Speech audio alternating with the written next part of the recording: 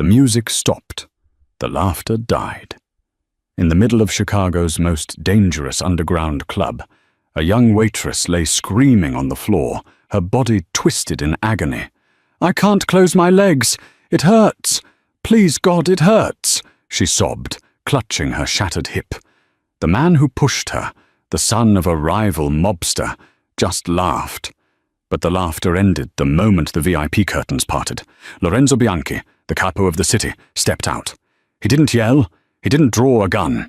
He did something so unexpected, so terrifyingly gentle, that it brought grown men to tears and started a war that would burn the city to the ground. This is the true story of how a spilled drink changed everything. The Onyx Room didn't smell like cigarettes and stale beer. It smelled of expensive cologne, seared steak, and fear. That was the first thing Victoria Miller learned when she took the job 3 weeks ago. You didn't look the patrons in the eye, you didn't speak unless spoken to, and you never, ever dropped a tray. Victoria was 22, working double shifts to pay off the debt her father had left behind before vanishing into the murky waters of the Chicago River. She was tired. Her feet throbbed in the cheap black heels the management forced her to wear. Table 4 needs a refill on the scotch. The 30-year-old bottle, the floor manager, a sweaty man named Rick, hissed at her. "And fix your hair. You look like a mess." Victoria nodded, wiping a stray lock of blonde hair from her forehead. She hurried to the bar, her hands trembling slightly as she balanced the heavy crystal decanter and 4 glasses on her serving tray. Table 4 was the worst table in the house. It was occupied by Vinny the Brat Falcone and his crew. Vinny was the nephew of a rival Don, allowed in the Onyx Room only because of a fragile truce between the Falcone family and the owners of the club, the Bianchi family. As Victoria approached, the air grew heavy. Vinny was loud, obnoxious, and already 3 drinks deep. He was leaning back in his chair, ash from his cigar falling onto the pristine tablecloth. "Hey, sweetheart," Vinny sneered as Victoria placed a coaster down. "You look like you'd rather be anywhere else. Am I boring you?" "No, sir," Victoria said softly, keeping her eyes on the tray. "Just pouring your drink." "Look at me when I talk to you," Vinny snapped, grabbing her wrist. The sudden motion jerked the tray. Victoria gasped, trying to counterbalance, but it was too late. The heavy crystal decanter wobbled and tipped. Amber liquid cascaded over the edge, splashing directly onto Vinny's Italian silk suit pants. The entire club seemed to freeze. Vinny jumped up, his face turning a violent shade of purple. "You stupid little bit!" He didn't just yell. He lashed out. With a backhand fueled by rage and alcohol, he struck Victoria across the face. But it was the shove that followed that did the damage. He pushed her hard, sending her flying backward. Victoria's heels slipped on the polished marble floor. She went down awkwardly, her legs twisting beneath her as she slammed onto the hard surface. A sickening crack echoed through the room, louder than the shattering glass. For a second, there was silence. Then the screaming started. It wasn't a scream of fear. It was a scream of pure, white-hot physical agony. Victoria tried to curl into a ball, but her body wouldn't cooperate. Her pelvis had taken the full force of the fall, shattering the bone. Her legs were splayed at an unnatural angle, and every muscle spasm sent lightning bolts of pain through her core. "I can't," she shrieked, her hands hovering over her thighs, terrified to touch them. Tears exploded from her eyes. "I can't close my legs, it hurts. Oh God, it hurts." It was a raw, primal sound that made the stomach turn. She wasn't trying to be vulgar. Her body physically could not pull her legs together because the structure holding them was broken. Vinny Falcone stood over her, wiping the scotch off his pants, looking more annoyed than remorseful. "Look at this mess," he spat, kicking a piece of glass toward her face. "Someone get this trash out of here before I finish the job." Nobody moved. The waiters were terrified. The other patrons looked away. Rick, the manager, was cowering behind the bar. Victoria sobbed into the floor, the pain making the world spin black and grey. "Please," she whimpered, "help me." Then the heavy velvet curtains of the private VIP balcony on the mezzanine level parted. The atmosphere in the onyx room shifted instantly. If Vinnie Falcone was a barking dog, the man stepping onto the balcony was a wolf. Lorenzo Bianchi, the Don. He was 32, younger than most bosses, but his reputation was written in blood. He wore a charcoal three-piece suit that fit his broad shoulders like armor. His face was sharp, handsome in a severe way, with dark eyes that missed nothing. He didn't look angry. He looked bored, which was infinitely worse. He descended the grand staircase slowly. His footsteps were the only sound in the cavernous room. His right-hand man, a giant named Giovanni, followed a step behind. Lorenzo walked straight past his security, straight past the trembling manager, and stopped 5 feet from where Victoria lay weeping on the floor. He looked at Vinnie. "Vinnie," Lorenzo said. His voice was low, smooth, like gravel wrapped in velvet. "You're making a scene in my place of business." Vinnie puffed his chest out, though his eyes darted nervously to Giovanni. "This clumsy waitress ruined a $5,000 suit, Enzo. I was just teaching her a lesson." Lorenzo didn't look at the suit. He looked down at Victoria. She was pale, her skin clammy, her breath coming in short, ragged gasps. He saw the unnatural angle of her hip. He saw the terror in her eyes. "She's hurt," Lorenzo stated. It wasn't a question. "She's faking it," Vinnie scoffed. "Get up, you cow!"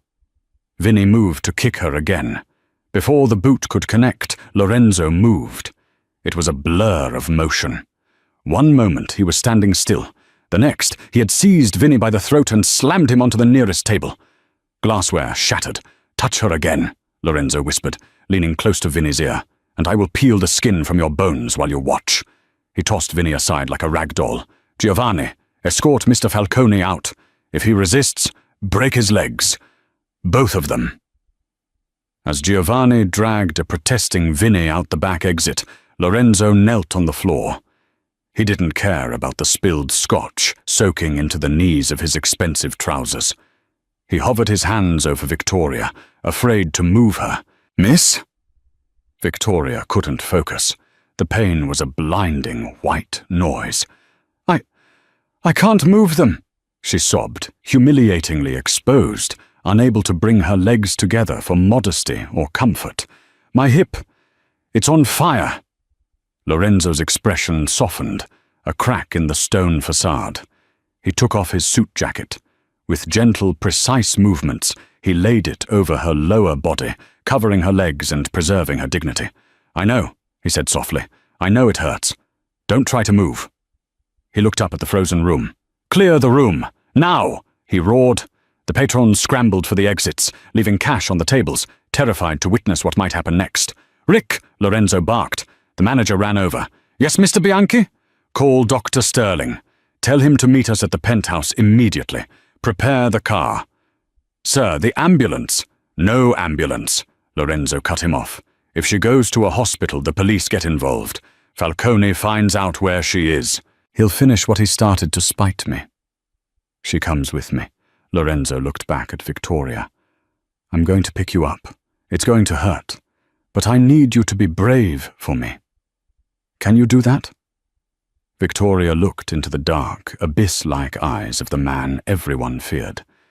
She didn't see a monster. She saw a lifeline. She nodded weakly. Lorenzo slid his arms under her, one beneath her shoulders, one carefully under her knees. As he lifted her, Victoria screamed again, her head falling back, her vision going black. The last thing she felt was the smell of sandalwood and tobacco, and a strong hand pressing her head against a solid chest. "I've got you," he whispered. Victoria woke up in a room that was larger than her entire apartment. The ceiling was high, adorned with crown molding, and the walls were painted a soft, calming cream. Sunlight streamed through floor-to-ceiling windows that looked out over the Chicago skyline. She tried to sit up, but a sharp twinge in her hip stopped her. She gasped. "Careful." She turned her head. Sitting in a leather armchair in the corner of the room was Lorenzo. He wasn't wearing his jacket. His white dress shirt was unbuttoned at the collar, sleeves rolled up to reveal muscular forearms covered in faint scars. He was reading a file.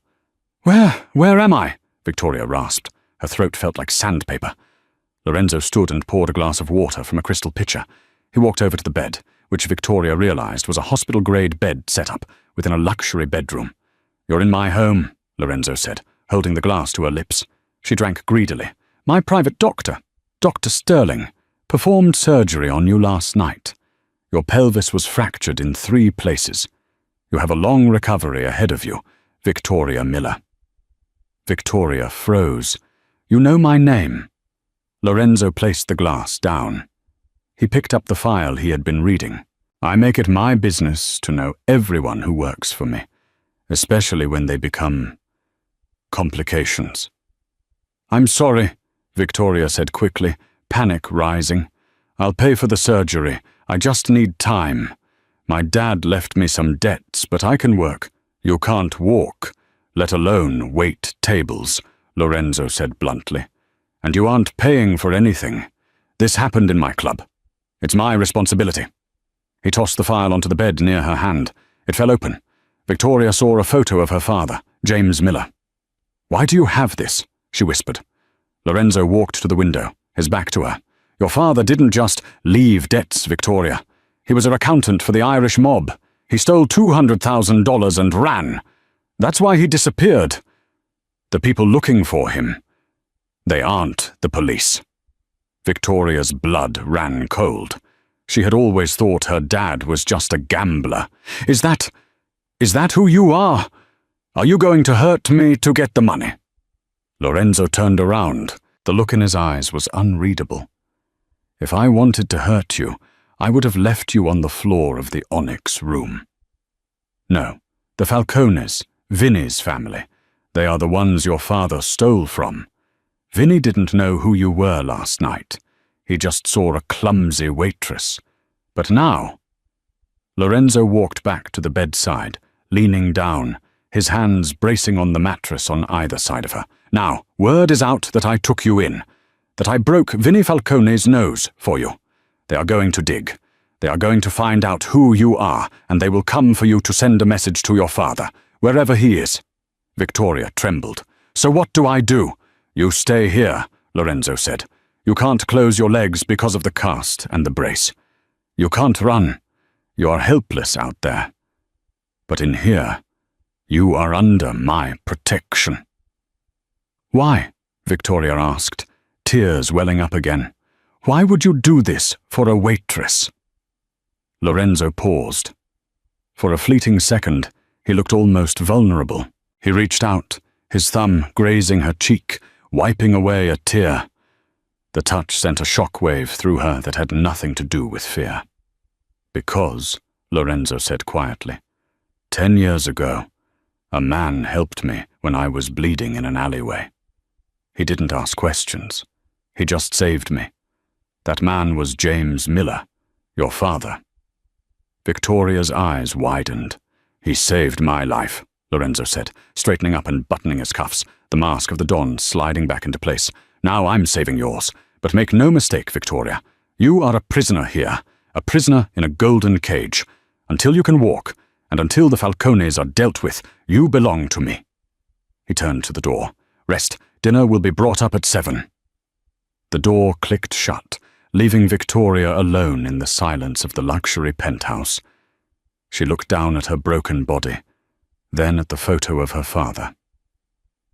She was safe, yes, but she was locked in a house with the most dangerous man in the city, a man who claimed to owe her father, but whose eyes promised both violence and a strange, terrifying warmth. She didn't know it yet, but the broken hip was the least of her problems. Her heart was next. 2 weeks bled into 3.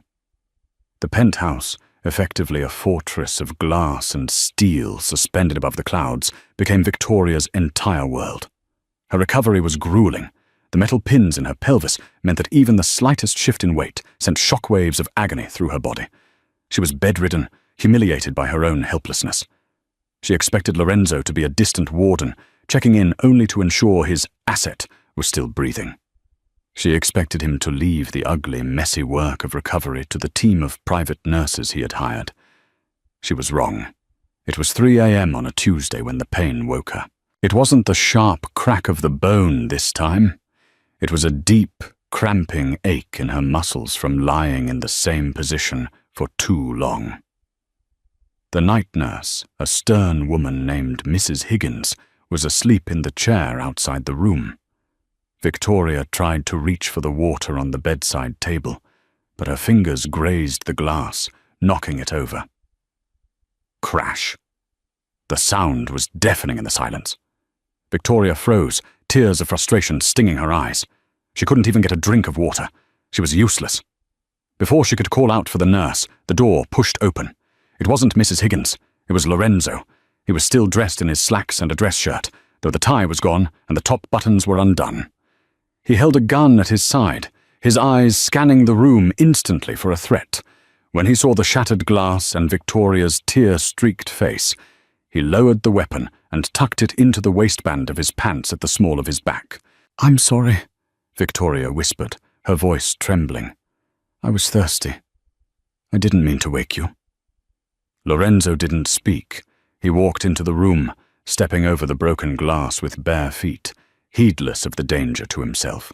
He went to the bathroom, returned with a towel, and knelt. He cleaned the mess in silence. "You have staff for this," Victoria said, watching the most powerful man in Chicago wipe up water on his hands and knees. "The staff is sleeping," Lorenzo said, standing up, "and I was awake." He poured a fresh glass of water from a plastic bottle this time and brought it to her. But instead of handing it to her shaking hands, he sat on the edge of the bed. He slipped an arm behind her shoulders, lifting her slightly, a movement that they had practiced with the doctors, but which felt electric when he did it. "Drink," he commanded softly. She drank. The water was cool, but his body heat radiating through his shirt was scorching. When she finished, he didn't pull away immediately. "The pain?" he asked. "Bad tonight," she admitted. "My legs, they cramp because I can't move them." Lorenzo set the glass down. "The doctor showed me the massage techniques to help circulation. Mrs. Higgins usually does it." "I don't want to wake her," Victoria said. "She's tired." "Then I will do it." Victoria's eyes widened. "Lorenzo, no. You can't. It's—" She gestured vaguely to her legs, still kept apart by the foam wedge and braces required for a hip to heal properly. She felt exposed, ugly, broken. "Victoria," he said, his voice dropping an octave, "I have seen men gutted.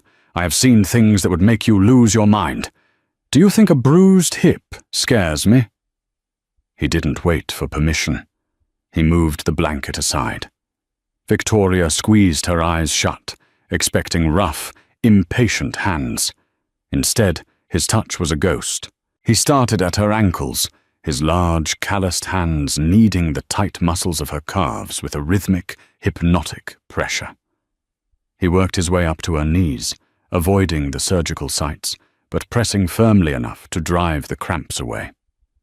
For 20 minutes, the only sound in the room was the hum of the air conditioning and Victoria's ragged breathing. The pain began to recede, replaced by a strange, heavy warmth. "Why do you do this?" she asked into the semi-darkness. "You're the capo. You have an army. Why are you sitting here rubbing a waitress's feet at 3 a.m.? Lorenzo's hands paused on her knee. He looked up, his dark eyes catching the moonlight. "Because in this room, I'm not the capo," he said, his voice laced with an exhaustion she had never noticed before. "Out there, I am the monster everyone expects me to be. I make decisions that end bloodlines. I carry the weight of 300 families on my back. But in here, with you," he looked down at his hands, "you are the only innocent thing I have left in my life, Victoria. Taking care of you. It reminds me that I'm not completely dead inside." Victoria reached out, her fingers brushing the hair falling over his forehead. It was a bold move, one that could have gotten someone killed in the club. But here, Lorenzo leaned into her touch.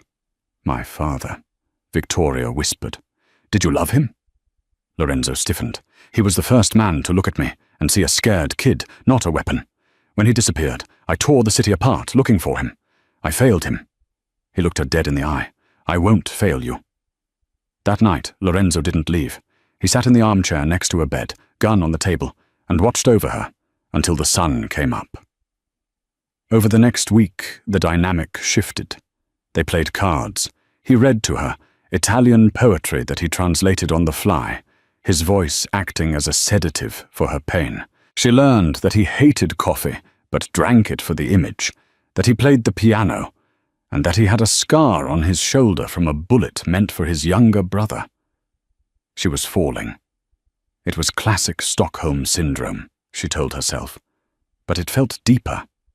It felt like two drowning people clinging to the same piece of driftwood. But the bubble of safety was thin, and outside the sharks were circling. The attack didn't happen with a bang. It happened with a click. It was Friday evening. Victoria had been allowed to sit in a wheelchair for the first time. Lorenzo had arranged a private dinner on the balcony of the penthouse. The city lights twinkled below them, a sea of diamonds that felt 1,000,000 miles away. Lorenzo was cutting a piece of steak for her, a habit he hadn't broken, even though she could use her hands fine. He was smiling, a rare, genuine smile that crinkled the corners of his eyes. "Giovanni tells me the Falcones have gone quiet," Lorenzo said, handing her the fork. "Too quiet. It usually means they are plotting or retreating. I'm hoping for the latter." "And if they are plotting?" Victoria asked. "Then I burn them down," Lorenzo said simply. "But let's not talk business. Tonight is a celebration. You're out of bed." He raised his wine glass. "To healing." "To healing," Victoria echoed. The elevator doors at the far end of the penthouse chimed. Lorenzo frowned. "I didn't authorize anyone." He stood up instantly, his body shifting from relaxed dinner companion to lethal predator. He reached under the table, pulling a Sig Sauer P226 that was taped there. "Get inside," he ordered Victoria. "Now." "Lorenzo, I can't move fast," she panicked, fumbling with the wheels of the chair. The elevator doors opened. It was Rick, the manager from the Onyx room. He looked terrified, sweat pouring down his face, his hands raised in the air. "Mr. Bianchi, please," Rick shouted, stumbling into the foyer. Lorenzo kept the gun trained on him. "Rick, how the hell did you get past the lobby security? How did you get the passcode for the elevator?" They have my wife," Rick sobbed, falling to his knees. "Vinny. He has my wife and kids. He said if I didn't use the staff override." Lorenzo's face went pale.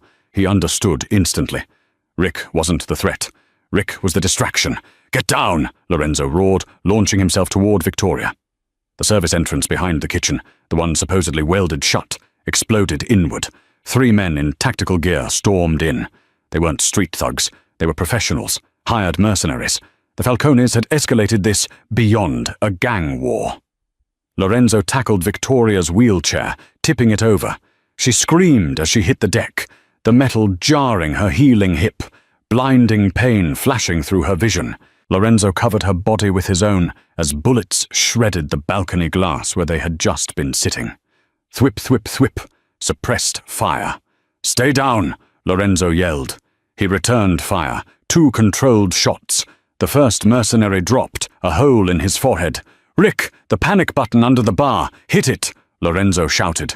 Rick, paralyzed by fear, didn't move. A bullet from the second mercenary caught him in the chest. The manager slumped over, dead before he hit the floor. "Damn it!" Lorenzo gritted his teeth. He grabbed the back of Victoria's shirt. "I have to move you. Scream all you want, but we have to move." He dragged her behind the heavy marble kitchen island.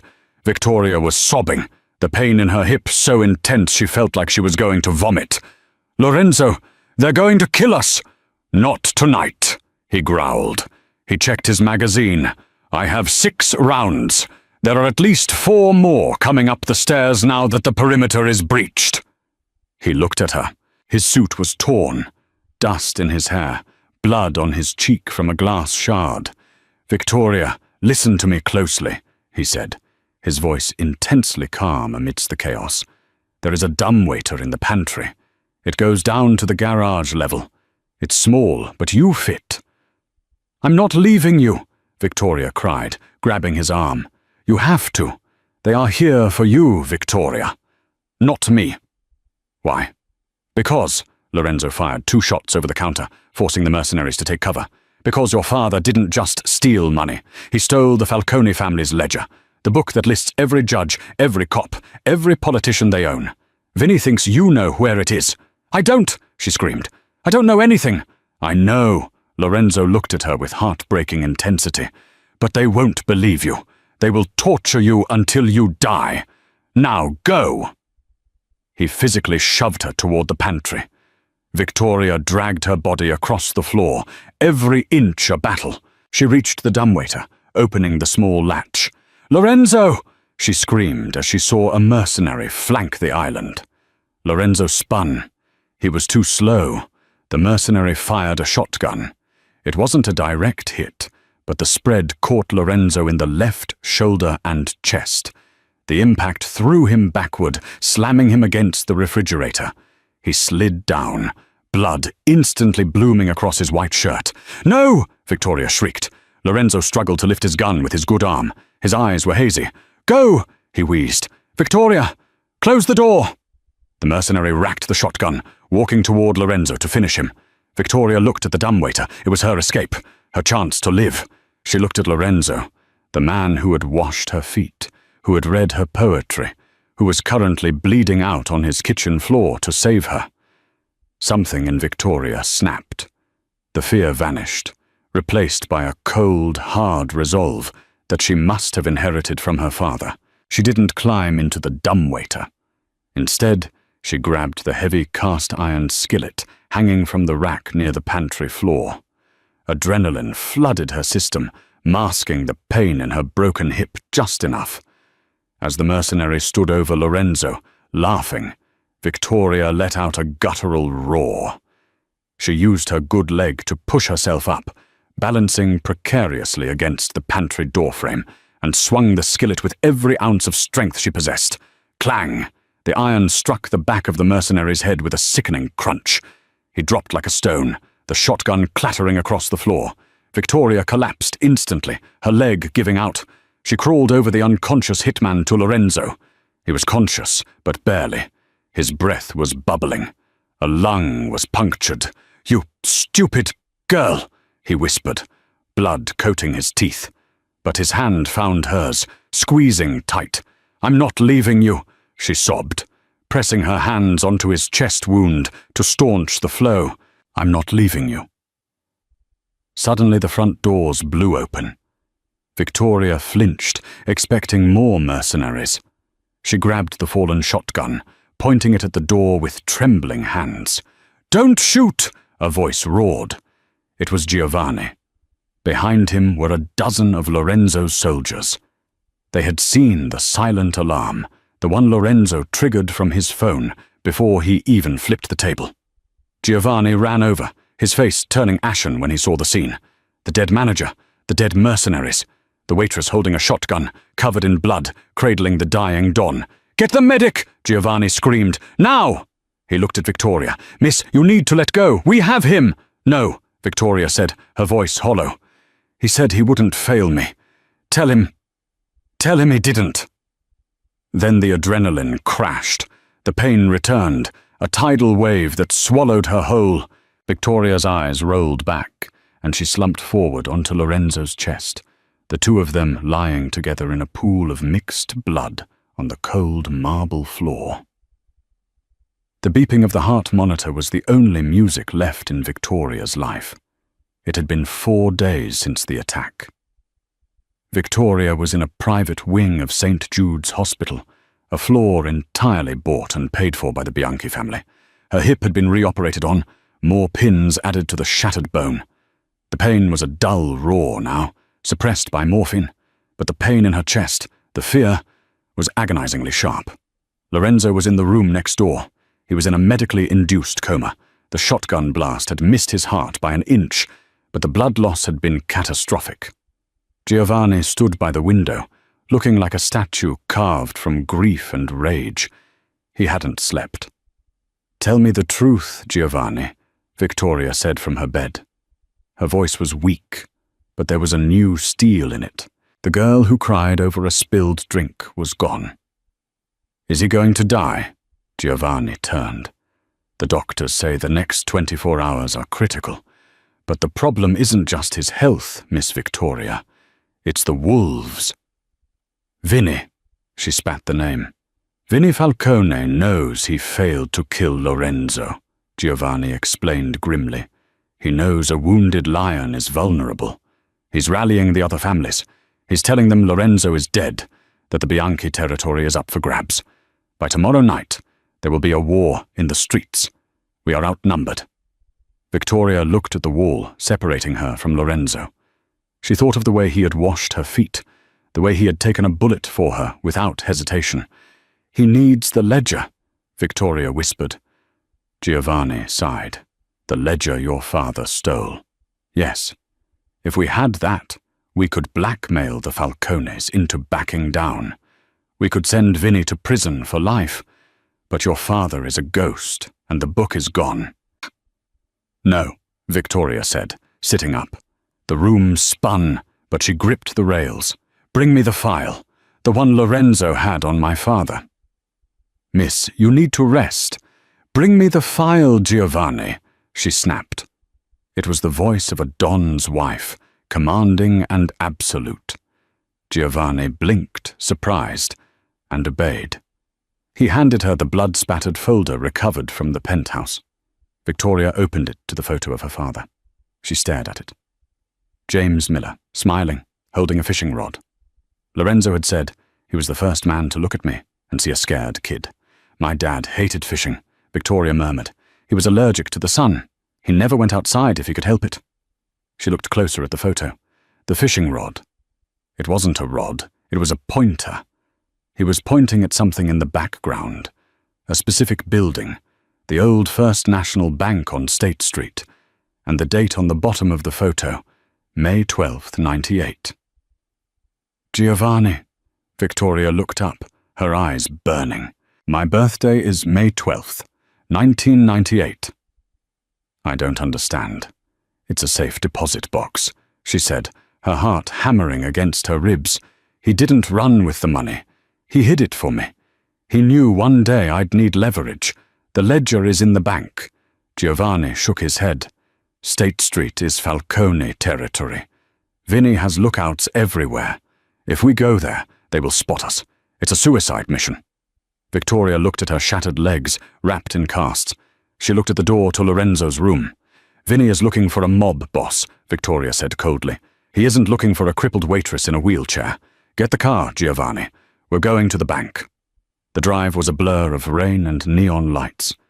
Victoria sat in the back of the armored SUV, a heavy wool coat covering her hospital gown, a 9mm pistol resting heavily in her lap, a gift from Giovanni. When they arrived at the bank, Giovanni practically carried her to the vault attendant.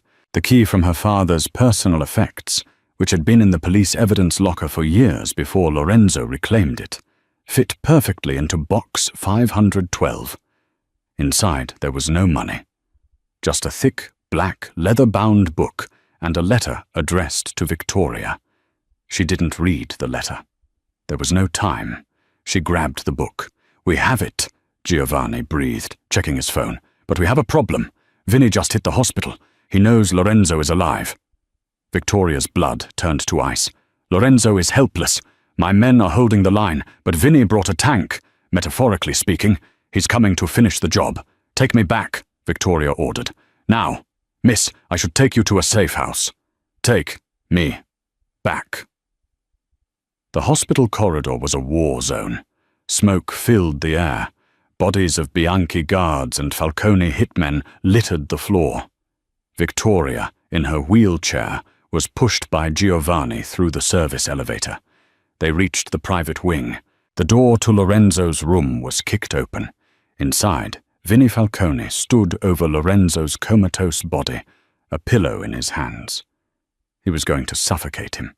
A coward's death. "Vinny!" Victoria screamed. Vinny spun around. He smiled, his teeth stained with red wine. "Well, well, the waitress. I was wondering where you were. I see you still haven't fixed those legs." Pathetic. He tossed the pillow aside and pulled a gold-plated revolver.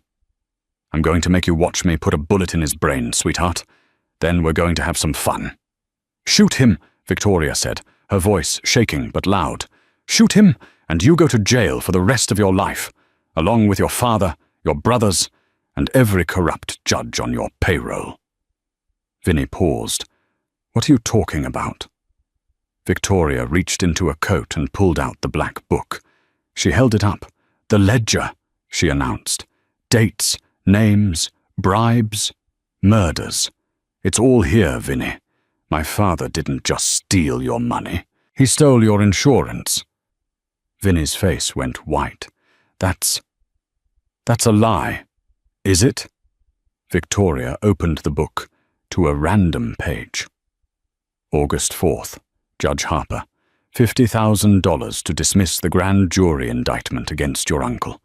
Want me to keep reading? Vinny lowered the gun slightly. "Give it to me." "No," Victoria said. "I'll kill you. Kill me. And Giovanni emails the scanned copies to the FBI, the CIA, and the New York Times." Victoria lied. She hadn't scanned anything. It was a bluff, a desperate, terrifying bluff. The send button is pressed the second my heart stops. Vinny looked at Giovanni, who had his weapon trained on Vinny's head. He looked at the book. He looked at the dying Don in the bed. "You win," Vinny snarled. "Give me the book. I leave. The war ends." "The war ends when you are dead," a voice rasped. Everyone froze. Lorenzo, his eyes were open. They were glassy with pain, but the fire was there. He had woken up. "Enzo?" Vinny laughed nervously. "You look like hell." "Victoria," Lorenzo whispered, his hand twitching on the bedsheet. Under the sheet, his hand was gripping the spare pistol he always kept taped to the bed frame in any hospital, a habit of a paranoid man, a habit that just saved them. "Duck," Lorenzo commanded. Victoria threw herself sideways in the wheelchair. Bang! Lorenzo didn't aim. He just fired through the mattress. He knew exactly where Vinny was standing by the sound of his voice. The bullet caught Vinny Falcone in the throat. He gurgled, clutching his neck, shocked, and collapsed backward onto the linoleum floor. The brat was dead. Lorenzo dropped the gun, his strength gone. The machine monitors went wild as his heart rate spiked. Victoria dragged herself out of the chair, ignoring the agony in her hip, and crawled onto the bed. She wrapped her arms around him, burying her face in his neck. "I got you," she sobbed, repeating his words from weeks ago. "I got you." Lorenzo looked at her, his vision fading into darkness again, but this time it was a peaceful darkness. "You kept—" "The legs closed," he murmured deliriously, trying to joke, trying to smile. "Shut up," she kissed his forehead. "Just shut up and live." 1 year later. The mirror in the bridal suite didn't lie. It showed everything. Victoria stood before the floor-length glass, her breath fogging the surface slightly. She wasn't the same girl who had scrubbed tables and dodged groping hands in the Onyx room a year ago. That girl was soft, terrified, and desperate to be invisible. The woman in the reflection was terrifyingly visible. She ran a hand over her hip. The silk of her custom-made gown was cool to the touch, but beneath the layers of French lace and tulle, the jagged ridgeline of the scar remained. It was a road map of agony, a souvenir from the night her bones had snapped against the marble floor. "Are you ready, Miss Victoria?" Victoria turned. Giovanni stood at the door. The giant enforcer, usually stoic as a tombstone, looked uncomfortable in a tuxedo that strained against his massive shoulders. In his hand, he held the object Victoria hated and loved in equal measure, her cane. It wasn't a medical device. It was a statement, crafted from solid ebony and topped with a handle of sterling silver molded into the shape of a wolf's head. It was a gift from Lorenzo. "Do I have a choice?" Victoria asked, a small, wry smile playing on her lips. "Lorenzo is pacing," Giovanni noted, stepping forward to hand her the cane. "He threatened to shoot the organist if he started playing before you were ready. I think he's nervous." "Lorenzo Bianchi doesn't get nervous, Giovanni. He just gets dangerous." Victoria took the cane. She leaned her weight onto it, feeling the familiar, dull ache in her pelvis. The doctors said she would walk again, and she did. But the limp was permanent. The fluid, easy grace of her youth was gone, replaced by a rhythmic, deliberate gait. Click, step, drag, click. "Before we go down," Giovanni cleared his throat, reaching into his inner jacket pocket. "There was one last thing. From the safe deposit box, you read the ledger, but you never opened the envelope." Victoria froze. The letter from her father. In the chaos of the war with the Falcones, the seizure of their territories, and Lorenzo's brutal recovery, she had put it aside. She had been too afraid that it would be an apology. She didn't want an apology. She wanted a reason. She took the yellowed envelope. Her hands, now adorned with a diamond engagement ring that could buy a city block, trembled slightly. She tore it open. "Victoria, if you're reading this, I am dead. I didn't run to save myself, sweetheart. I ran to draw them away from you. The Falcones knew I cooked the books, but they didn't know I kept a copy. I knew that as long as I was a ghost, they would hunt me, not you. But I also knew I couldn't protect you forever. So I made a deal with the devil. Years ago, I pulled a young kid out of a gutter. He was bleeding out, a bullet in his shoulder. I stitched him up. I didn't ask for money. I asked for a favor. I told him, one day, my daughter might need a monster to scare away the other monsters. His name is Lorenzo. He doesn't know who you are yet. But fate has a funny way of circling back. If you find him, don't be afraid. He owes me a life. He will give you his. Love, Dad." Victoria lowered the letter. A tear escaped, cutting through her makeup, but she didn't wipe it away. Her father hadn't abandoned her. He had been playing a long game of chess, positioning pieces from the grave to ensure that when the time came, she would have a king to protect her. "He knew," Victoria whispered. "He knew all along." "He was a smart man," Giovanni said softly. "Now come, the king is waiting." The onyx room had been reborn. The scene of the crime was now the scene of the coronation. The dark, blood-soaked history of the club had been scrubbed away, replaced by an opulence that bordered on obscene. Thousands of white roses covered every surface, their sweet scent masking the lingering memories of stale scotch and cigar smoke.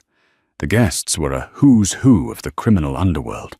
They were the heads of the 5 families of New York, the cartel liaisons from Mexico, and the corrupt senators who kept the laws flexible. They sat in stiff silence, fear radiating off them in waves.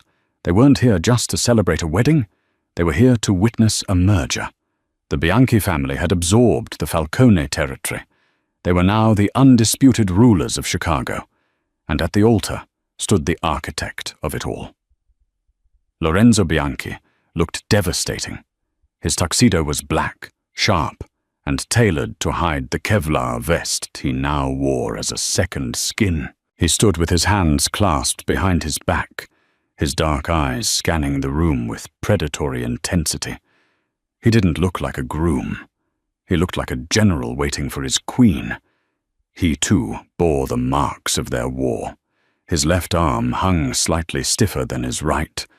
The shoulder joint fused with metal pins after the shotgun blast. When he turned his head, a faint white scar was visible running up his neck, a reminder of the night Vinnie Falcone almost won. The music shifted. The heavy double doors at the top of the grand staircase swung open. The room went silent. Not the polite silence of a church, but the heavy, suffocating silence of a courtroom before the verdict is read. Victoria appeared. She didn't look down. She didn't smile shyly. She looked straight ahead, her chin raised. She gripped the wolf head cane and took the first step. Click. She moved her right leg. Step. She dragged her left leg forward. It was slow. Painfully slow. In any other setting, a bride limping down the aisle might have elicited pity, whispers of "poor thing," or "how tragic." But no one pitied Victoria Miller. As she descended the stairs, the light caught the diamonds at her throat, stones that had been seized from the Falcone vault. Her eyes were cold, calculating and fierce. She scanned the crowd as she walked, meeting the gazes of men who had killed for less than a wrong look. They were the ones who looked away. They knew the story. They knew she was the waitress who had shattered her body and refused to scream. They knew she was the woman who had bluffed a psychopath with a ledger and saved the Don's life. They knew that the cane wasn't a sign of weakness, it was a warning. "I survived," the rhythm of her walk seemed to say. "Try me." When she reached the bottom of the stairs, the aisle stretched out before her. It was a long walk. Lorenzo didn't wait. Breaking every tradition, ignoring the shocked gasps of the traditionalist elders in the front row, Lorenzo stepped down from the altar. He walked down the aisle to meet her halfway. He stopped in front of her, ignoring the hundreds of eyes watching them. He looked at her dress, her hair, her face. Then he looked at the cane. He didn't offer to carry her. He knew she would hate that. Instead, he offered his arm, his good side. "You look like you're ready to start a war," Lorenzo whispered, his voice low and rough, meant only for her. "I thought I'd dress for the occasion," Victoria replied, hooking her arm through his. "Are you ready to surrender, Mr. Bianchi?" "I surrendered the moment you spilled that drink on Vinny," he smirked.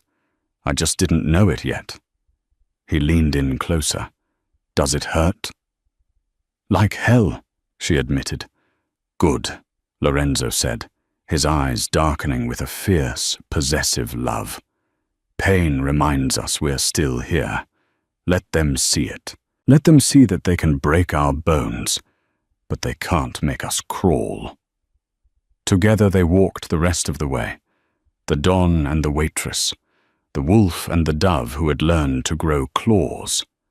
The mismatch of their steps, his heavy stride, her rhythmic limp, created a strange, syncopated beat that echoed through the hall. They reached the priest, a nervous man who rushed through the Latin liturgy as if afraid God might strike the building down at any moment. When it came time for the vows, Lorenzo turned to her. He didn't recite the standard lines. "Lorenzo," he said, his voice carrying to the back of the room. "Take you, Victoria, to be my wife. I vow to protect you when the world is dark. I vow to burn down anything that tries to touch you. I vow that your enemies are my enemies, and your scars are my scars. You saved my life when I didn't deserve it. Now, my life belongs to you." Victoria's hands shook as she placed the simple gold band on his finger. "I, Victoria," she said, her voice clear and bell-like. "Take you, Lorenzo. I vow to stand by you when the walls close in. I vow to be the keeper of your secrets and the healer of your wounds.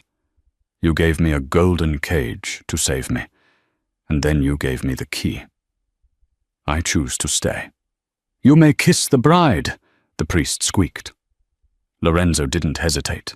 He pulled her close, his hand tangling in her hair, kissing her with a desperation that spoke of near-death experiences and second chances. It wasn't a chaste wedding kiss, it was a claiming. The room erupted in applause, but it was the applause of soldiers saluting their commanders. As they broke apart, breathless, Lorenzo looked down at her. He touched the scar on her cheek, then gestured to the room filled with the most dangerous people on earth. "Look at them," Lorenzo whispered. "They're terrified of you." "They're terrified of us," Victoria corrected him. She adjusted her grip on the cane, standing taller despite the pain flaring in her hip. She looked at the spot on the floor where she had fallen a year ago, the exact spot where Vinny Falcone had pushed her, thinking she was nothing. That spot was now covered by the train of her wedding dress. "Japanese pottery," Lorenzo murmured, referencing a conversation they'd had during those long, agonizing nights in the penthouse when she couldn't sleep. "Kintsugi. When a bowl is broken, they fill the cracks with gold." They say the piece is more beautiful for having been broken. Victoria looked at him, then at the cane, then at the crowd. We're not a bowl, Enzo, she smiled, a dangerous, beautiful smile that promised a long, chaotic reign. We're the hammer. Lorenzo threw his head back and laughed, a genuine, joyous sound that terrified the guests even more. He took his wife's hand. Come, Mrs. Bianchi, he said. Dinner is served, and I believe table 4 needs a drink. None. Victoria laughed, the sound mingling with the music. She squeezed his hand, planted her cane firmly on the marble, and took the first step into a new life. Click, step, long live the Queen. And that is the story of Victoria Miller and Lorenzo Bianchi. They say in Chicago that if you listen closely on quiet nights in the Onyx Room, you can still hear the sound of a glass breaking, the mistake that built an empire. Real life isn't a fairy tale. Sometimes the prince isn't charming. He's a villain, and sometimes the princess doesn't need saving. She just needs a loaded gun and a reason to fight. If this story gave you chills, do me a favor. Hit that like button. It helps the algorithm find more stories like this. And if you want to hear part 2 about what happened when the FBI tried to come for Victoria's children 10 years later, comment Mafia Family down below. Don't forget to subscribe and turn on the bell. You don't want to miss the next episode. Stay safe out there, and watch where you step.